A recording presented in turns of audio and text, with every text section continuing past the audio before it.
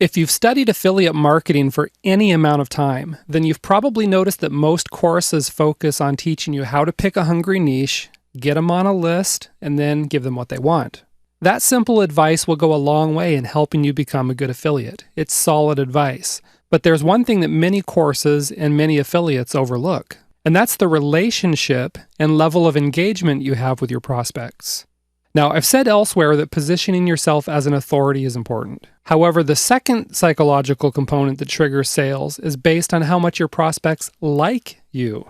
You've heard that people buy from those they know, like, and trust, and that's absolutely true. Sometimes they even choose to follow people based solely on liking, even if that person otherwise wouldn't be their first choice as an expert or a leader. Let's take politics as an example. Political consultants spend a lot of time and energy transforming their candidates into likable people. You see, it doesn't matter if the candidate has the best policy ideas, is a strong leader, and has the management skills needed to be effective. If the candidate isn't likable, there's a really good chance he or she isn't going to be elected. So you know how it goes. Suddenly you see candidates dressed in jeans and work shirts with their sleeves rolled up. You see photos of them drinking a beer with the locals or playing some kind of sport. You might even see them volunteering at a charitable organization. Okay? And all these things are done for photo ops. It's to humanize the candidate and make people like him or her. The point is, this stuff is really important, and once you really take it to heart, you're going to see your affiliate checks grow. Let me give you a couple of real-life examples of people who cashed in on their likability and the engagement they have with their audience. Take Oprah Winfrey as an example. Whenever she announced her new pick for her book club, the author of that pick became a bestseller overnight. Likewise, anyone who sold a product that ended up on Oprah's My Favorites list was assured of making a huge bundle of cash. And it's because Oprah's recommendation moved products like crazy. Now we have Mark Zuckerberg doing something similar. He launched a book club in 2015, and right off the bat, his very first pick went temporarily out of stock on Amazon because of high demand. Like Oprah, Zuckerberg's influence can generate gobs of sales on any product he recommends. One more example. When the Duchess of Cambridge, Kate Middleton, wears a particular dress or hat out in public, that clothing style sells out, and the designer becomes famous overnight. She doesn't even have to recommend it. All she has to do is wear it or carry it, and she instantly creates a flurry of sales. Now, here's a little mindset tweak I want you to consider. A lot of people who become familiar with an influencer like Oprah start thinking about how they can get Oprah or Zuckerberg or some other influencer in their niche to recommend their website or products to these influencers' massive audiences. Imagine Zuckerberg posting your link on his Facebook wall. Imagine what would happen if Oprah tweeted your link to her tens of millions of followers. That would be cool, right? Absolutely it would, for sure. But let's turn this idea on its head. Imagine instead if you were the Oprah or Zuckerberg of your niche. That's right, you're the one with the engaged audience. You're the one everyone seeks out because you can turn products into bestsellers with just one tweet. You're the one with all the power and respect. Instead of seeking out influencers to lift your business up, now you're the one whose star power lifts everyone else up when you choose to do so. If that sounds good to you, then listen up as I share with you a few tips for creating this sort of awesome power for yourself. First, you need to build familiarity. That's because liking and familiarity go hand in hand. A good way to do this is to use multi-channel marketing so that you're everywhere your prospects visit in your niche.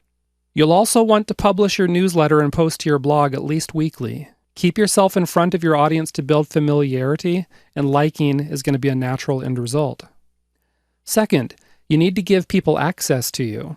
People can't really like you if you hide behind your corporate logos, so don't do that, okay? Don't be afraid to post your photo online, use your real name, post videos of you talking about something, and interact with people on social media. You can even share your passions, your hobbies, and other tidbits from your personal life with people. Take a look at Virgin founder Richard Branson. He makes himself available and even shows vulnerability by showing some of his mistakes. Same thing with Oprah as she revealed her past, which was colored with pain, poverty, and abuse. Or look at entrepreneur Mark Cuban, whose blog is very personable. Another good example is Seth Godin, who doles out marketing advice on his blog. These people are worth millions and even billions of dollars, and yet they are accessible and at times even vulnerable to their audiences. It may just be this accessible and vulnerability that helps cement their likability. The third tip for helping build an engaged audience is that you need to create a brand and then build brand recognition. The point here is that you need to put out a consistent message, and building a brand is going to help you do this. Otherwise, you'll have a hard time getting that likability factor if you seem scattered and unpredictable. Secondly, a good brand is built on emotion. When people look at your brand, they're going to feel something. And this is why it's an important part of the sales process, which is why a familiar brand can help with engagement in sales. Third thing, a good brand builds trust. And as you already know, people buy from those they know, like, and trust. Another good way to build an engaged audience is to make people feel like they belong. Psychologists know that people like to belong. In fact, this is a deeply ingrained part of our psyche. Going back thousands of years, we all needed our tribes to survive. If you didn't belong to a tribe, you'd probably die in the jaws of a hungry bear or at the hands of an angry rival tribe after you made a joke about the chief's mama.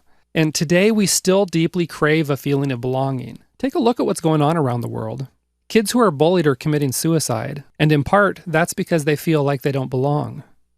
I don't care what you're selling. You can tap into this desire to belong by creating a group based on your brand, where your prospects and customers feel special simply because they belong to this group.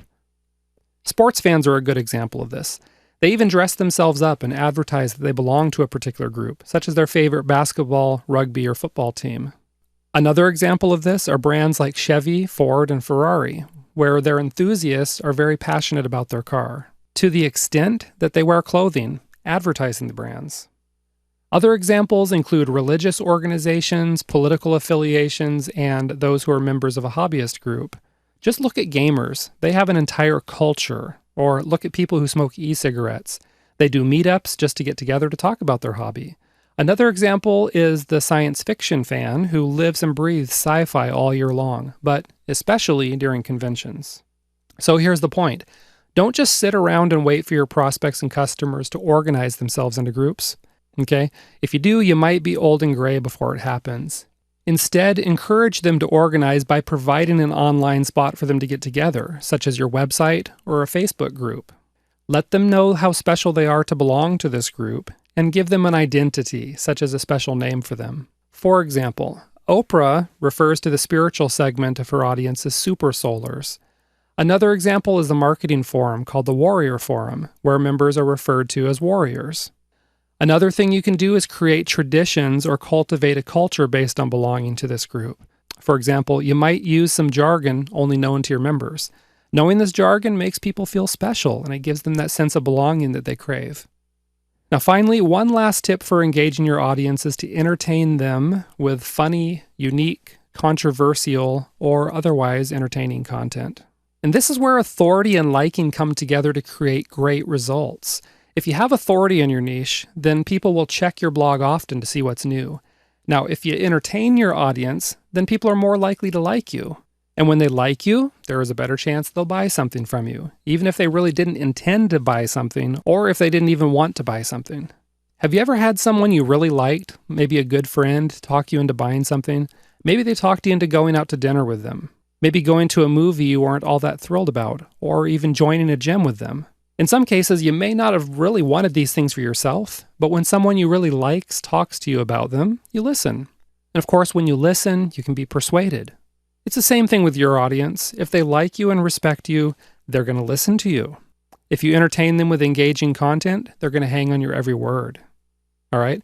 Together, these factors make it a whole lot easier for you to persuade folks to buy your little thingamajigs and whoozy-whats. Now, here's the clincher. If you've created a culture and a sense of belonging among your prospects and customers, then they'll buy your recommendations just to continue feeling like they belong. Take a look at Apple as an example of this. Some people who purchase Apple products purchase them to the exclusion of any other brand. There's a cool, hip culture of belonging associated with Apple. So every time Apple puts out a new product, people snap it up because they want to belong to this culture of Apple fans. See the power here? Create belonging, create liking, build respect, and you can become the powerful Oprah or Mark Zuckerberg of your niche. All right? I'll let you go now so you can ponder this for a while, because these simple ideas you just learned about are really game changers.